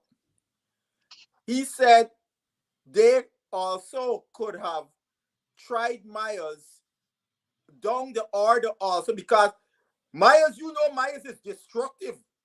However, Myers catch bowling, Myers could take you apart. So he was of the opinion, and I had never thought. I said, that's an interesting point because when you look at the composition of the team, Myers may bring more value to the team because of his ability to maybe bat from one all the way down and also handy with the ball. But the selectors made a choice. We got to respect their choice and let's see how it plays out. I am no longer. But there's my answer. I'm making it very clear to everybody that whatever team you hear us put out today, that team we feel is going to win the World Cup. Correct. But Yes, of course. If he says anything other I than am not that, so I hopeful. fire him on the spot. I really don't know how you could make a comment like that. Well, he's a selector. You gotta But you could say when we playing at home and we hope to have success and so on. But to go on and say we're going to win the World Cup, we got to play Uganda and all them people in Guyana only hoping to pray to God that the people don't beat us at Providence. I pointed out a guy who well, he's a West Indies media man, say we are one of the top teams. I said, no. Pop your brakes. I said, my friend, because we had a nice last year, don't forget we were the team that couldn't qualify for 2 straight World Cups. One World Cup we win one game, the next one we couldn't qualify. And I would say we are a dangerous team because of them big hitters we got in the team. We could put up some serious numbers. We are a very dangerous team, but I won't put us in the same league with the Indians, the Australias, New Zealand, and so on. Because those teams consistently, and one of the worries we still have a question mark is our bowling. Can our bowlers defend the runs? Because Sammy said something. One of the reasons for Shamar Joseph, which I agree, we don't take wickets in the power play. And Shamar got the skill set he's a wicket taker. So, as Sammy said, if you can get wickets early, and which I agree with, you could put a crimp in the team because now you don't go into 15 overs to 5 overs to go and they got like 6 batsmen in the hut. Because they could go wild on you, right? But if you go into the last 5 and they down 7 wickets or something like that, you can lower the damage, lessen the damage that they could do against you. So, Resio, here I want my West Indies win badly, right? And I tell the Hetmeyer fans, despite what I say about Hetmeyer, you see when he put on the maroon, I with Mr. Hetmeyer 1,000%, right? I like that. I don't play once you play for my team, I with you 1,000%. I wish Mr. Hetmeyer all the best because here. I like that. I like that. I have never gotten into all the shenanigans, whether to pick him or not to pick him. He has made the choices. He has made the choices because, again, Dr. Hinds, we went to South Africa, which was a series before the qualifiers, and the man makes himself unavailable. How are you going to pick him for the qualifiers then? I can't fight you with that. I don't know what. I can't fight you with that. I can't fight you with that. I tell you how I'm feeling. If I meet that boy, I just wear belt. At me, you can wear belt. He's a very lucky man. He's a very, very lucky man. But I still believe he's playing half of like Basil said, he's playing off of his name. To be honest, I Yeah, mean that, yeah. that's He has not been performing. I mean that. Dr. Hines, Dr. Hines, because even if you look, because I look at all cricket that's streaming in Guyana. Yeah. I looked at the intercounty when he played. Yeah. And I mean, this is a big bats. You're supposed to come and dominate the intercounty. Not make them low scores. Then when you go and play for Guyana in the regional, again you're making low scores. You're not imbuing no confidence in your fans as to your performance. This is where you gotta go and dominate. And he hasn't been doing that. All three of you all know people around cricket. In many regards, you all around cricket. Have people been talking to him? I ask that all the time. I ask Raja when I see him. I ask everybody. I ask. Are there people who talk to him? I would say this. Foster has to talk to him. Foster Hilbert is one of the few people I've been told that he listens to. Right? That's correct. But I don't know. I'm not gonna get into who he listens to more or whatnot. But I get the impression. But Basil, maybe you should try to talk to him. I wish I met him once. He didn't know who I was. I didn't tell him who I was. I was with my two brothers, and we were with a group of Guyana players in Florida when they had the CPL. Vincent was there. I was there. And we in the lobby I talked with some of the players that I know, and he was a youngster just getting from the World Cup. They won the World Cup earlier. And he come into the group with us talking, right? And my youngest brother come over, and he look at Hetma, he said, Basil, who is this guy? I said, you don't recognize our under 19 World Cup winning captain, Chevron Hetmeyer? And he smiled, and the brother said, oh, yes, Hetmeyer. But we never said nothing to him and say, no, but maybe you should speak to him. If you say your father was alive, it may have been different. So maybe you could reach out. I wish I could. I would love to speak to Hetmeyer. I would like to understand. First, I wouldn't want to come and say, I think this is probably could be an issue. Somebody look at Hetmeyer, oh boy, you behave bad. No. Me, I want to understand why you make the choices you make. Yeah. That's the first thing I want to understand, where your head. But reach out to him. I'm sure David has a number for Sammy. I have to admit that I'm biased towards St. Lucia. To me, is the most beautiful Caribbean island I've come to. I am somewhat biased towards St. Lucians, so I think I can get Sammy number. This is great discussion, and the one thing I want to say, Dr. Hines, when you were talking about the state of West Indies cricket, I want to imbue something here, bring something into this conversation. We have all around sport today, there are elite athlete development models. The structure of the development of players, regardless of sport, there are these models, you might have different types, but there's a universal understanding. And one of the failures of West Indies cricket administrators, etc., we have never studied why our players were so great, right? What did they do from being a youngster all the way up to the top? We have never done that. Australians have studied us and taken principles and put it into their systems. And that's something we need to do. We need to know why Gary Sobers was so great. And he's still alive. We've got to catch him before he go to the great beyond.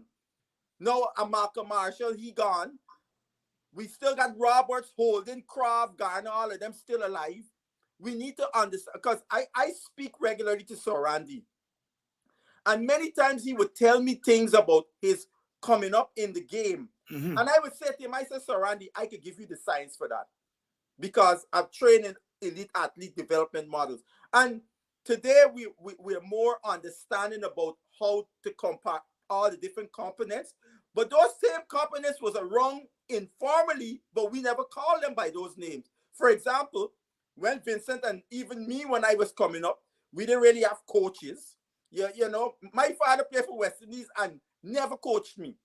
All he ever did, He showed me how to hold the bat. He hung the sock under the house and showed me how to hit the ball. Beyond that, when it comes to hitting the batting, he never coached me. Like when I wanted to learn to bowl a leg break, I went to him and asked him to show me the grip. He showed me the grip, and I went and I practiced by myself, right? But what I'm saying is that was coaching. Even like when Vincent would talk about when he played with my old boy, and me old boy would tell him certain things. That's the mentorship. We never call it coaching. Today, that is called coaching, right? So that was there. All the players coming and giving you advice with mentorship about how to work out things in situations as a young player and so on, giving you insights. All of those things were there. But today, now, we are more scientific and systematic.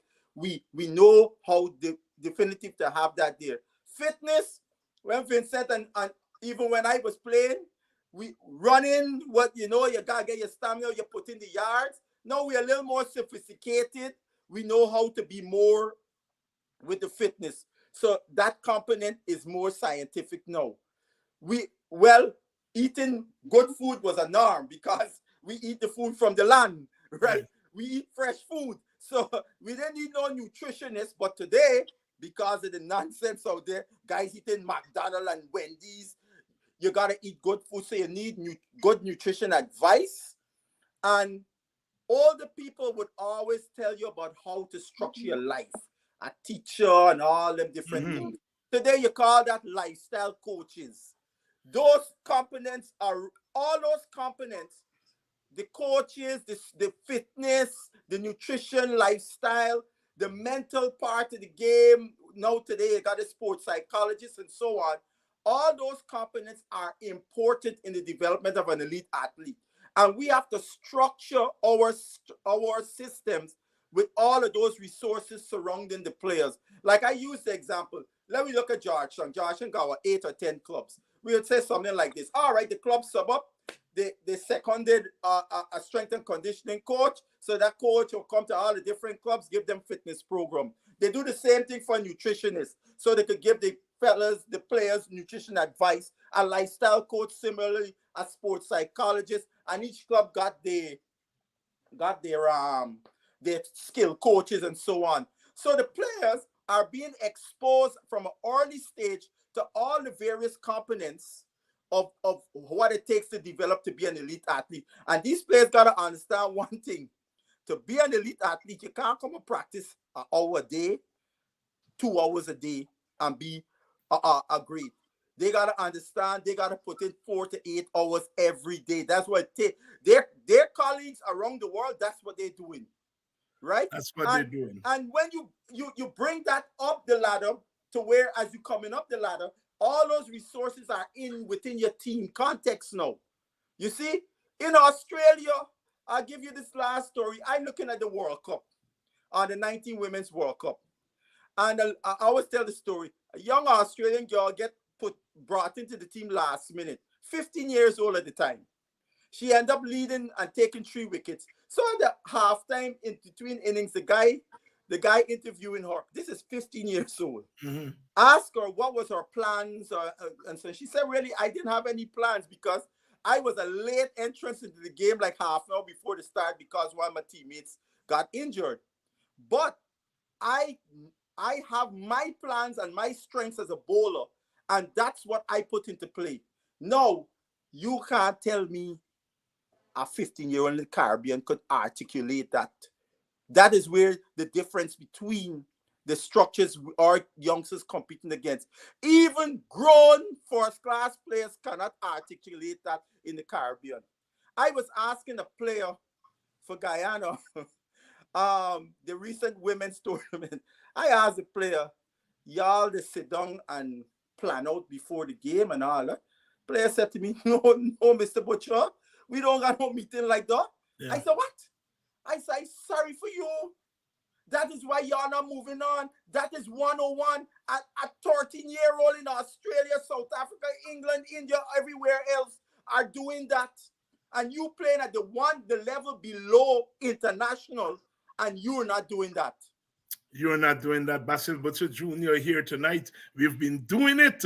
And yes, he said 101. It's West Indies Cricket 101. This is our second program. It's good to see so many of you have come out. You know, we've been talking through the state of West Indies cricket, and we have to do that all But the time. there's a comment there that somebody is saying that Basil should listen to me and reach out to him. Oh well, I have no qualms. Please do. No, see, I'm being very genuine when I say that. But the thing is, it's not only about Basil reaching out to Hetmeyer. It gets back to the fundamental that Basil just spoke about it. I spoke about it earlier. It has to be part of a structure. We've got all these great cricketers, and we're not bringing them into using them to expose the younger players to them. When I was coming up, you think that Basil Butcher and Clive Lloyd and those folks, when you play with them, they're gods. So when they talk to you, you listen, because the players know that they were there, and that's what brought them success. And so we've got to get those older players, bring them back into the system and make them part of the system, not to leave it to themselves, for them to go and say, I'm going to go talk to this sport. It should be part of the system. So again, it comes back to governance. Correct. Comes back to governance. But let me, in terms of I know we've talked a lot about this opening batting thing in T20. We've got to realize, to me, this opening batting thing, it's overrated in this T20. We've got 20 overs. When I look at the West Indies team here, we've got, that we know of right now, a one specialist opening batsman. But any of these guys in a T20, it is good just like that. And any of these, we've got several people, even if you run into trouble, you've got Hope, you've got King, and that off spinner kid who can hold up things in the middle. So I'm not worried about the opening batting. And so I'm cool. And I agree with Basil. This is a very, very dangerous team. A very dangerous team. And as we know in a T20 game, all it takes is one person in a game to click. Correct. The game, but on the backside, again, I agree with Basil. Could we defend whatever runs we make? That's where my concerns are. That's where our concern is. Dr. Hinds, yes, sir. Vincent said something, and I want you to get this clear too. Yes. As I tell you, I talk to Sir Randy Roberts regularly. Sometimes we talk 2, 3, 4 times a week.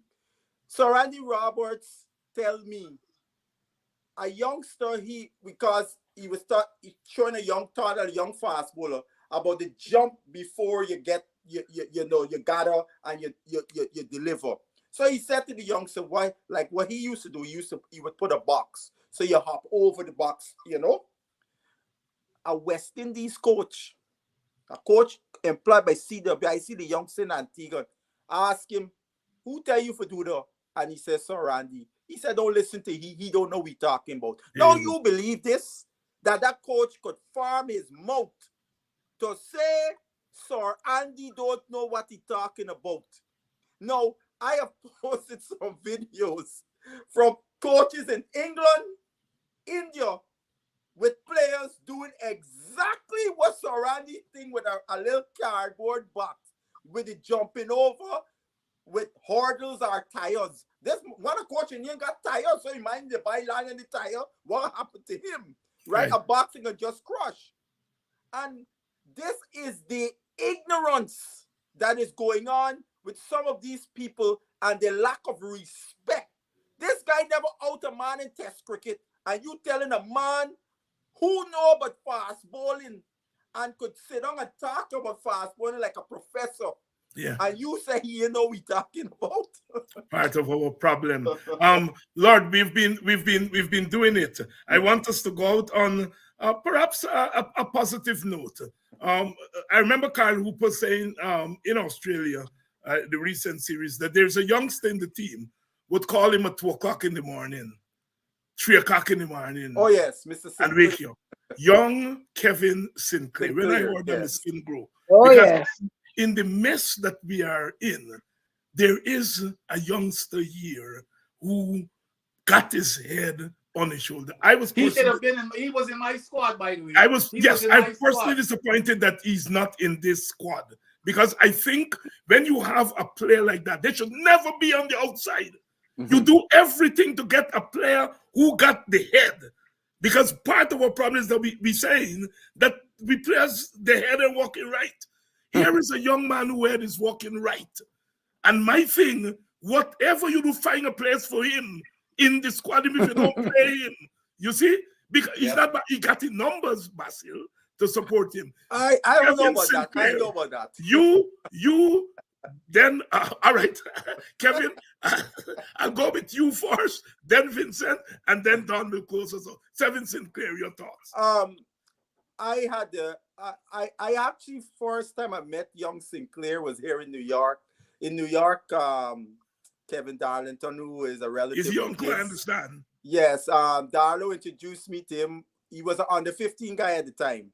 He introduced me to him. So I saw him when I went back home in 2022, because the Guyana team was practice training in Georgetown, and in the evenings they would come over DCC, and I would go over DCC and hang out. So he was standing there, all of them talking. I said, Sinclair, you don't remember me? And he looked up, he said, oh, Rastaman, yes. Well, I recently was on a radio program, and he was one of the guests. And I was very impressed with Sinclair's description and his awareness of when he went to Australia, the things that he learned of the game at that level, the type of preparation, the tactics, and all of those things, his awareness of all of those things. And you could see he is the only player that came back from that series and came back to our regional first-class tournament and took his batting to another level, right? Sinclair made 508 runs. He made his first-class 100. All the rest of them that went there, from McKenzie, Hodge, Graves, none of them excelled to that extent. We were all expecting, after you facing the drilling from the best bowling attack in the world, when you come back to the Caribbean, man, we expect you to really dominate. And Sinclair, I commend young Sinclair. I commend his work ethic. He's always wanted to get better. And that is the essence of any elite athlete. You always have to want to get better and continually work on your game on and on. You never arrive. No player has ever arrived. You're always trying to get better. And Vincent? Hey, I mean, I can't do any better than Basil for some of the same attributes that I saw in this kid. And the one thing Basil didn't mention, the kid is mentally tough. He proved that in this last Caribbean tournament. The guy is a great athlete. I had him in my team. This guy, and for your reason, Dr. Hines, if nothing else, just to keep him in the 15 for exposure, because that I picked Shamar Joseph in the 15, if nothing else, for that reason, because I don't expect Shamar Joseph is gonna light up the place, to be honest. This is a different, this T20 thing. I'm hoping that he does well. It's a different kettle of fish. And I want to see how he's gonna react when them boys start playing that kind of fancy shots. You got 2 and 3 slips and that kind of thing. We gotta wait and see how he's gonna react. Oh yes. But nevertheless, he bowls a good line, and even the line, you don't necessarily bowl a good line. Your length and line is different in T20. But so anyway, he's got the pace, he's got the right attitude, and he's got good control. And he moves, he bowls up, he gets movement off the wicket and through the air. So that's how I picked him. And I would have done the same thing with Sinclair, just for him to be part of this deck, because the guy seems as if he wants to learn. He's dedicated. And that's what, I love seeing that in a young player. And on top of that, he's performing. So it's not a case where you're just picking him because of those attributes. He's performing. I would hope, Vincent, they have a camp going on right now in Antigua. I wonder if he's part of that camp. No, he's playing T10 cricket in Guyana. What that tells me the selectors don't have him high on the ranks for the T20 team. And to think that he made his debut, it made his West Indies debut playing T20 cricket. Yeah, I find that incredible. I don't, that's what I'm saying. You know, y'all are too bright. This thing is simple. If you put Kevin Sinclair on the team, how many Babishans play? Oh yeah, and if you put Kevin Sinclair, so many Babishans playing.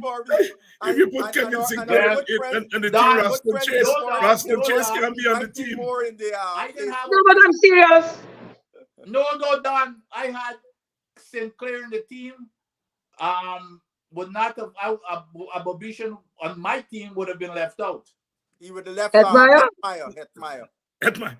Yes, but if you put Sinclair in the team, no, Basil, because I would have played Mears in front of Hetmeyer, and Sinclair would have played in front of Moti. In front of Moti. He would have played in front of Moti. That's interesting. yeah. You really working this thing out scientifically to get balance.